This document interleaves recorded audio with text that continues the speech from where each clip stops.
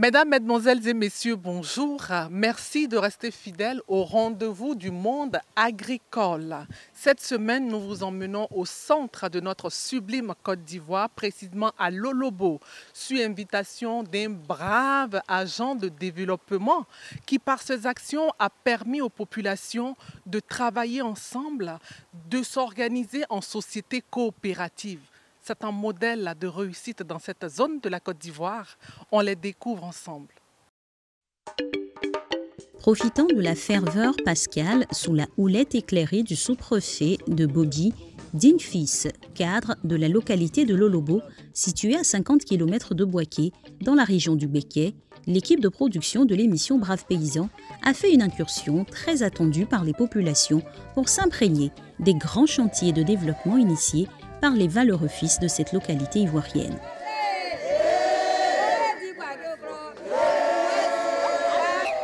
Accueillis dans les 15 villages par des populations très enthousiasmées par la visite historique de l'émission Braves Paysans dans la contrée du peuple Goli.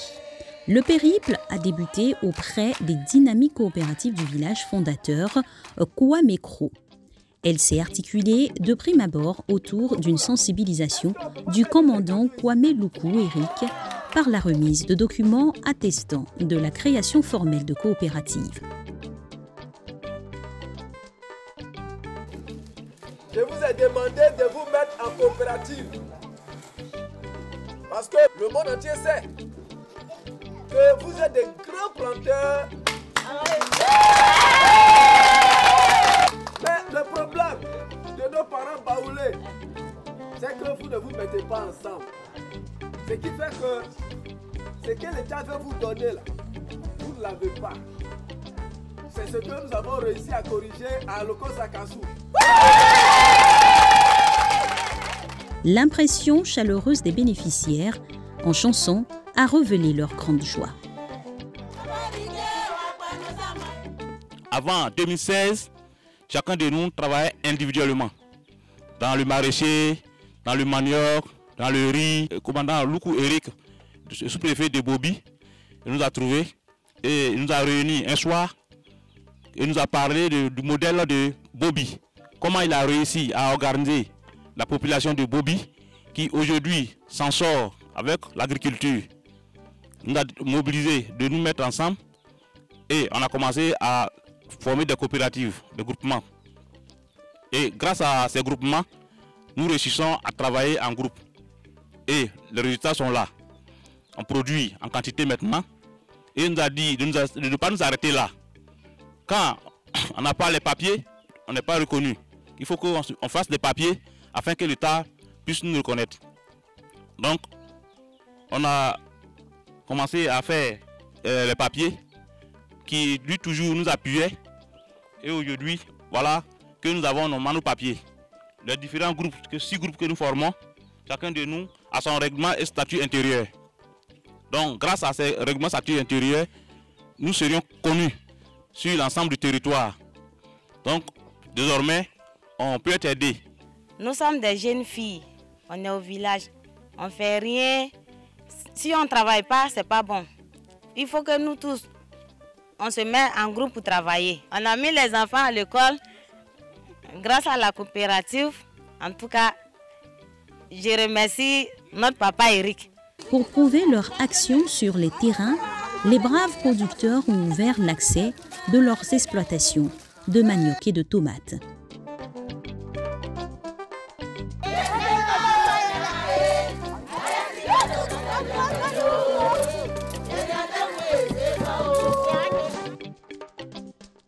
Présentement, nous nous trouvons au champ avec notre groupement. On est en train de travailler. Il y a le sous-préfet qui nous a accompagnés pour voir ce qu'on faisait, si vraiment on travaillait vraiment. Donc il est venu voir le champ. On est en train de travailler dans le champ de manioc. Et puis il y a la nacade qui est de l'autre côté là-bas. Donc nous allons travailler toute la journée.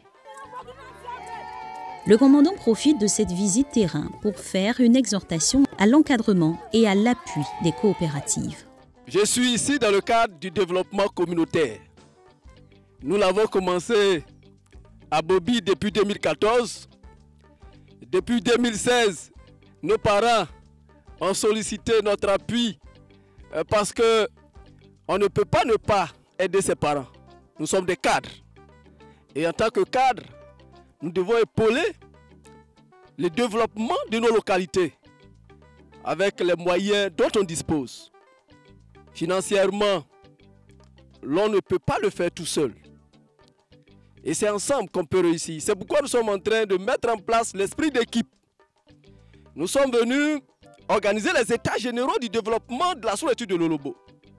Et en marge de ces activités, nous avons organisé des émissions Braves Paysans pour montrer au monde entier l'importance de l'agriculture, l'importance de travailler ensemble. Et pour que nos braves paysans, nos braves paysannes puissent avoir de bons résultats, nous devons travailler en équipe. En pays baoulé, individuellement, nous pouvons avoir des braves paysans qui ont 10 hectares, 30 hectares, 40 hectares, mais qui n'ont pas de financement, qui n'ont pas de soutien des partenaires au développement. Pourquoi? Parce qu'on ne les connaît pas. Tant qu'on ne mettra pas en place des coopératives dynamiques, formalisées, avec des statuts règlements intérieurs, des coopératives légalisées, avec des registres de commerce, l'État ne peut pas les connaître. La NADER ne peut pas les connaître. La DERI ne peut pas les connaître. Et c'est ce qui se passe au centre. Dans la structure de l'Olobo, jusqu'en 2012, il n'y avait vraiment pas de financement. Il a fallu 2016 avec l'organisation que nous sommes en train de mettre en place, les coopératives que nous avons mises en place dans 15 villages pour que les premiers financements soient obtenus.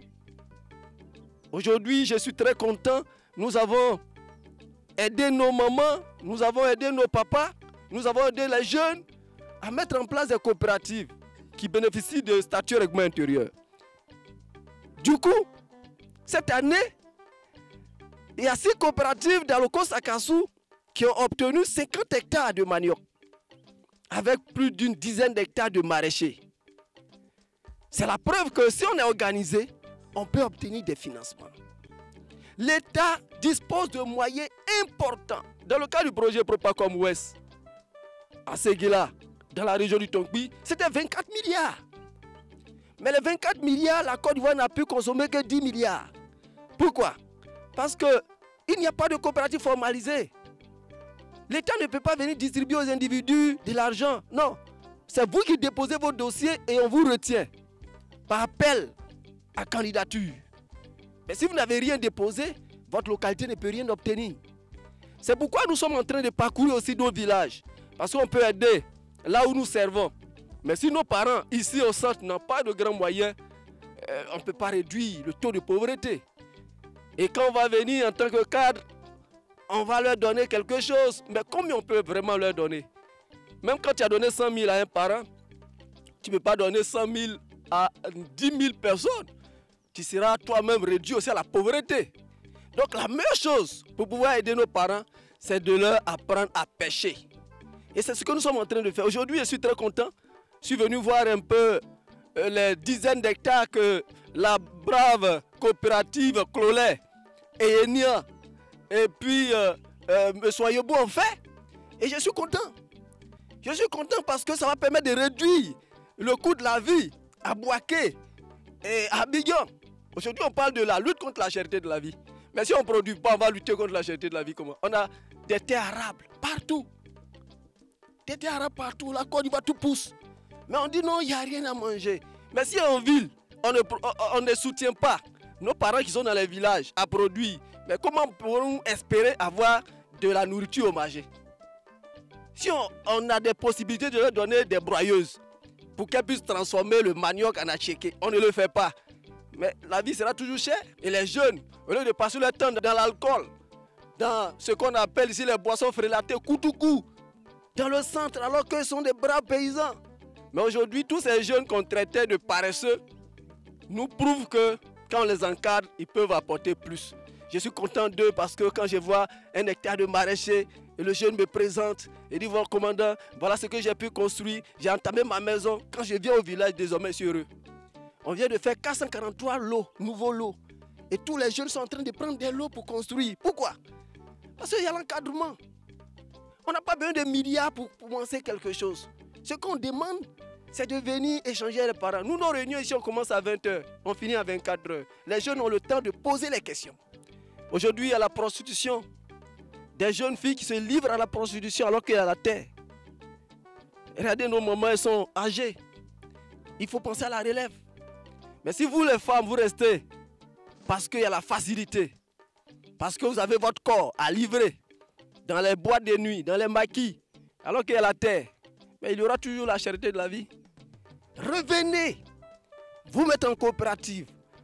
À Béoumi, il y a de l'argent disponible à la NADER, il y a de l'argent disponible à la DERI. Ces structures de l'État vous attendent. Faites un tour là-bas, allez, approchez-les. Ne m'attendez pas.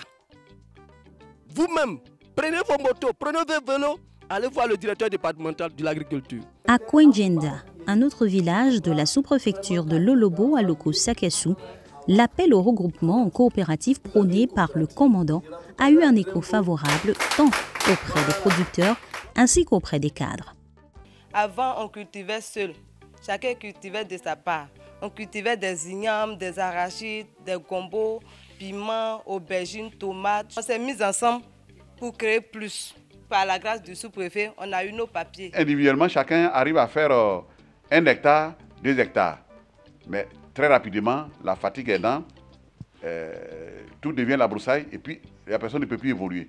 Ou bien alors, il est obligé de mettre le peu d'argent qu'il a pour prendre des manœuvres. Donc finalement, quand il fait son bilan, il se retrouve à zéro.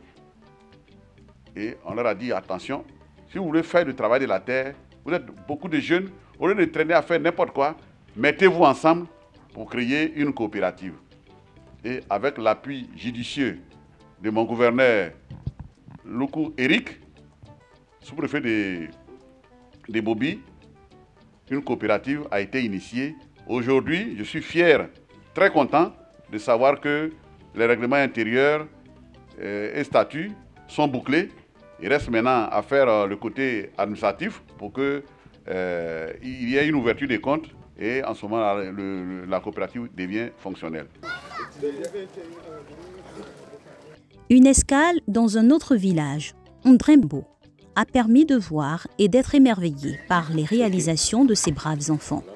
En effet, avec la culture du maraîcher, M. Yao a pu construire des villas, des magasins, acheter des motos.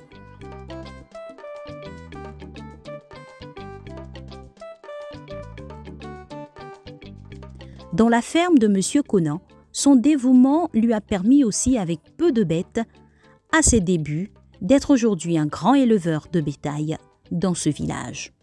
J'ai été à l'école, arrivé au CM2. Mais par la pauvreté, comme mon papa n'a pas d'argent, mon école n'a pas continué. Je suis resté au village. Bon, j'ai été en basse-côte pendant plusieurs années. J'ai cherché la forêt pour être planteur, mais malheureusement, pas de chance. Il n'y a pas eu de forêt. Je me suis retourné au village. Bon, nos grands-parents aussi n'ont pas de terre. Mais moi aussi, j'ai une femme et des enfants. Pour rester là, m'asseoir, croiser mes bras, vraiment, je sais que ça ne va pas aller. Bon, j'ai pensé, j'ai dit, je vais rentrer dans l'élevage. Mais je vais commencer par quoi? Quand j'ai étudié jusqu'à, j'ai dit, je vais rentrer dans l'élevage de bœufs. Bon, j'ai vendu du manioc, des lignames, un peu de riz, et puis j'ai eu l'argent d'un seul bœuf. Je suis allé à Boaké. J'ai payé un bœuf. Quand j'ai envoyé le bœuf, j'ai élevé jusqu'à le bœuf a été vendu à 300 000. Avec les 300 000, je me suis retourné encore à Boaké. 6 mois, les femelles, là, elles ont accouché. Donc, je sais que ça commence à aller un peu. Bon, il pensait jusqu'à dire, c'est comme ça, il ne doit plus payer les bœufs. Mais je dois élever ça là, pour que ça soit beaucoup.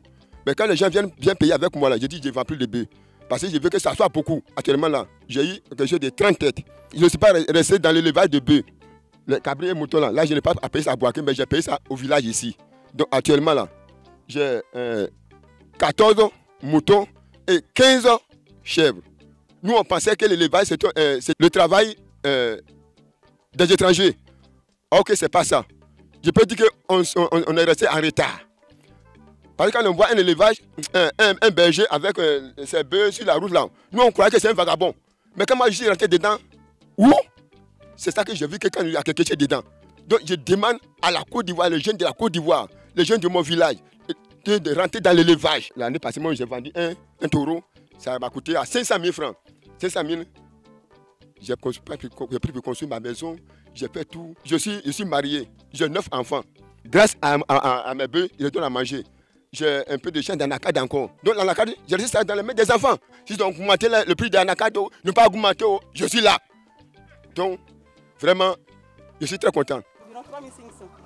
Dame Conan Victorine est aussi un modèle de réussite dans l'élevage des volailles à Ndrembo. Bon, moi-même, dans ma vie, je n'ai jamais aimé travailler de bureau. Donc, j'ai toujours commencé un peu ailleurs, cabine, aller à Lomé pour aller chercher des habits, ils vendent des habits, toutes sortes d'habits, jusqu'à ce que je fasse la formation agro-pastorale en élevage. Bon, j'ai jugé bon de venir au village parce que j'aime mon village pour donner de l'emploi à mes frères qui sont ici.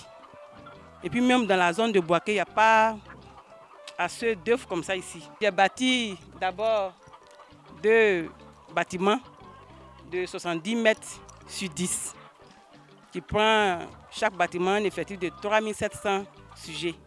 J'avais commencé déjà avec les 2 bâtiments. On a eu un peu de difficultés, donc on a perdu certains sujets et c'est resté le seul bâtiment qui contient présentement 3500 sujets avec une production de 80 à 95 plaquettes par jour. C'est vrai, un projet a toujours des difficultés, mais il faut dire que, en tout cas, ça nourrit son homme. C'est mon grand frère. C'est lui qui m'est venu en soutien, m'a appuyé pour qu'il puisse réaliser tout ce que vous voyez. À Awanze, Kwadio et Awanze Sewe, les 2 derniers villages visités, l'engouement à l'adhésion à l'esprit coopératif et l'acquisition de leurs récépissés est encore plus accentué avec les populations villageoises aussi qu'avec la mutuelle du village. Et ouais, dites-moi, ça qu'on dirait. Pour pouvoir faire l'eau, parce qu'on fait des maniocs, mais vraiment, on ne paye pas ça bien. La route n'est pas bonne pour pouvoir faire sortir nos produits. C'est pourquoi nous voulons que le gouvernement vienne nous aider à travailler. Avant, quand on n'est pas coopérative, nous on travaille avec la daba, machette. Avec ça, là, on fait au moins 400-600 tonnes de riz.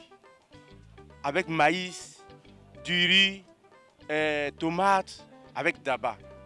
Mais quand le président et le sous-préfet de Bobi est venu nous mettre ensemble en coopérative, ce qu'on a fait là cette année, vraiment ça a été très important. On a reçu 27 hectares d'intrants. Dans les différents villages sillonnés, l'on a remarqué l'attention et la bénédiction des chefs de village aux membres des coopératives agricoles et surtout à l'endroit de leur fils, Kwame Luku. Le sous-préfet de Bobi, de la région de Séguéla, c'est un de nos fils. C'est lui, il a initié des choses là-bas. Il lui a valu des prix. Notre tribu comprend 15 villages. 15 villages, donc c'est pour ça qu'il a réuni tous ces 15 villages pour les états généraux. C'est-à-dire éprouver nos besoins et il va travailler dessus pour nous aider. L'on remarque que l'Union des braves paysans leur a favorisé partout la construction de plusieurs infrastructures dans des églises, d'où notre passage au culte des membres d'une coopérative de riz. Nous continuons de sensibiliser les gens parce que vu du travail que nous avons abattu, si nous voulons personnellement construire ce temple avec nos petits moyens, nous ne pourrons pas. Mais c'est avec la coopérative. Nous avons du riz, nous sémons du maïs, nous avons aussi des hectares de champs de manioc qui nous rapportent. Donc vraiment, nous disons merci au commandant.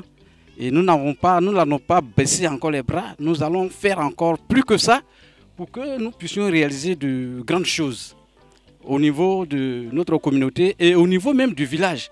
Malgré leur dynamisme, beaucoup de besoins, tant au niveau agricole qu'aux besoins vitaux, assaillent ces braves producteurs qui l'ont signifié à notre micro. Nous sollicitons l'État, les bailleurs, afin qu'ils viennent nous appuyer, que nous puissions avoir la mécanisation pour qu'on puisse avoir une retenue d'eau, les machines, les broyeuses. Nous avons reçu la fois dernière la visite de l'ANADER Béomi qui est venu nous recenser sur la culture du manioc. 50 hectares de manioc que nous avons souscrit. Donc présentement nous attendons à ce que l'ANADER vienne nous donner les boutures pour qu'on puisse commencer à travailler. Mais si l'État pouvait aussi nous appuyer, à appuyer l'ANADER à faire plus. Aussi dans le maraîcher, comme la tomate, le piment, l'aubergine, tout ce qu'on peut faire chez nous ici. On veut transformer même le manioc. On veut faire de la tchéké, mais on ne peut pas passer. On n'est pas trop solide. On demande de l'aide partout. Ici, là, c'est notre terre. Il y a beaucoup de terres, on veut travailler pour gagner pour nous et puis il aura de la nourriture suffisante pour le pays. Il y a beaucoup de choses qui nous manquent comme les matériels du travail. Il y a l'arrêt de l'eau, motopompe, tracteur à labourer. Vraiment, je demande à l'État de m'aider. Parce que les bœufs là, s'ils ont fait qu'ils n'ont pas de manger, bon, ils cassent la clôture pour aller gaspiller la culture des gens. Donc vraiment, c'est ça mon problème. Donc je vais reconstruire mon pâturage. Bon, on a vu qu'en 2 hectares à exploiter. Drimbo même, déjà même, quand les clients quittent dans les villages pour venir, on n'arrive pas à servir Drimbo. Donc si on pouvait avoir de l'aide. On a besoin de retenir d'eau pour qu'on puisse bien semer du riz. On a besoin de machines, batteuse, semences, mototuteur. Si on a ça, on peut produire au moins 2000 tonnes, ou bien 3000 tonnes, ou bien 6000 tonnes, pour que la Côte d'Ivoire puisse s'avancer. Ici, nous avons des pompes, soi-disant des pompes hydrauliques. Mais nous voulons solliciter l'aide de l'État pour qu'il puisse nous donner un château d'eau pour que la population de Kwadiokro soit vraiment satisfaite dans ce type de besoins. Aujourd'hui, c'est des milliers de jeunes que nous avons réussi à détourner de l'extraction artisanale du diamant, que nous avons réussi à détourner du chômage. Parce qu'il y a beaucoup de jeunes qui me disent, commandant, votre politique nous permet de s'en sortir. Et tout le monde, tous les villages aujourd'hui m'appellent pour que nous puissions installer des coopératives, des mutuelles dans leur localité. Et c'est une joie pour moi. C'est vrai, je n'ai pas d'appui. Je vais avec mes propres moyens. Mais je suis heureux de rendre service parce que nous avons un devoir, aider son prochain. Et mon combat ici, à Lokosakasu, dans la solitude de Lolobo, dans tout le Goli, c'est d'avoir des barrages de retenue d'eau. Aujourd'hui, nos braves paysans produisent du maraîcher. Mais en contre-saison, on a tous les problèmes d'eau. Il n'y a pas de l'eau dans nos pompes. Il n'y a pas de château d'eau dans cette zone. Les femmes peuvent passer 16 heures de temps en train de chercher de l'eau. Ne pouvons même pas aller au champ à cause du problème d'eau. Donc si nous avons des barrages de retenue d'eau, les partenaires au développement, réaliser des barrages de retenue d'eau, on a des cours d'eau qui ne sont pas certainement permanents, mais on peut faire, au lieu d'un barrage hydro-agricole, on peut faire des barrages de retenue d'eau dans tous nos villages. Et vous allez voir que nous allons approvisionner le marché de Gros de Boaké en toute saison. Parce qu'on a les bras valides pour le faire. Donc les jeunes sont là, ils sont déterminés à nous accompagner. Parce que si on le fait, mais on a lutté contre le banditisme. Mais si on le fait, on a lutté contre l'extrémisme violent. Mais si on le fait, on a lutté contre la pauvreté. On pourra avoir des jeunes qui vont construire. On pourra avoir des femmes qui vont faire la fierté de nos nations. Et puis, quand on produit ensemble, on règle le problème de commercialisation. On règle le problème de commercialisation, vous le savez. Voilà. Mais quand on est seul, on ne peut même pas remplir un tricycle. Mais quand ils se sont regroupés, il y a plus de 200 personnes ici en train de travailler. Mais les camions vont courir pour venir ici. Parce qu'on sait où on peut trouver de la matière. Et donc les jeunes, les femmes, mobilisons-nous et mettons notre force ensemble pour bâtir notre nation. Je vous remercie. C'est donc pour pallier ces insuffisances qu'à l'initiative de ce dernier, dans cette mouvance de Pâques, les États généraux du développement agricole et social des 15 villages ont été lancés. Nous encourageons ces sociétés coopératives qui ont compris que c'est dans l'union qu'on est fort. Rendez-vous est pris dans 15 jours, toujours dans cette belle localité. Que Dieu protège notre sublime Côte d'Ivoire. Vive nos braves paysans et braves paysannes pour que vive une agriculture davantage prospère et protectrice de l'environnement. Au revoir.